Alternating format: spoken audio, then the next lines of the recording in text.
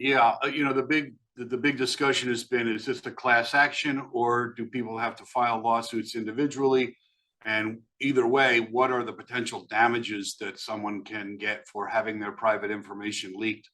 And the bottom line is, a lot of those questions they're not, there's not a definitive answer for.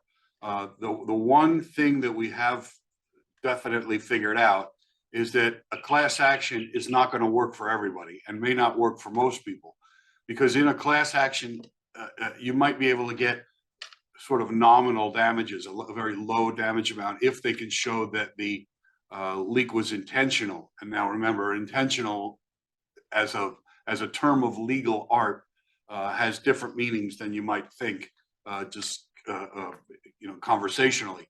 So there's a test for whether or not a leak was intentional, and that's going to be a fight too with the DOJ. But unless it's intentional, that opens the door to one level of damages. And then if we can show that you're entitled to recover for emotional distress, which is basically what everyone is feeling, because they now feel vulnerable because their private information, in particular their street address, has been leaked. And people need to remember, your name and the city you live in are public records. People have been able to ask for that for a long time. Various news outlets have done that, CBS, LA Times. In fact, they're doing it again.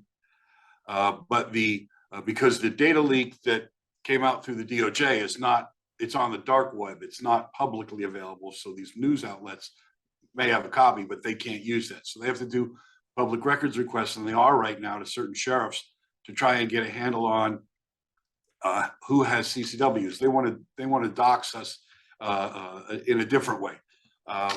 They'll put your names out and publish them, and then hopefully your neighbors will shame you based on your name.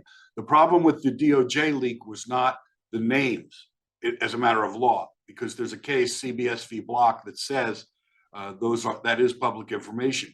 That case may be challenged, but that's another segment.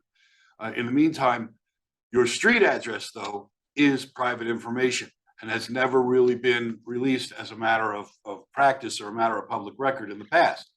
So that's what was released with the DOJ data leak.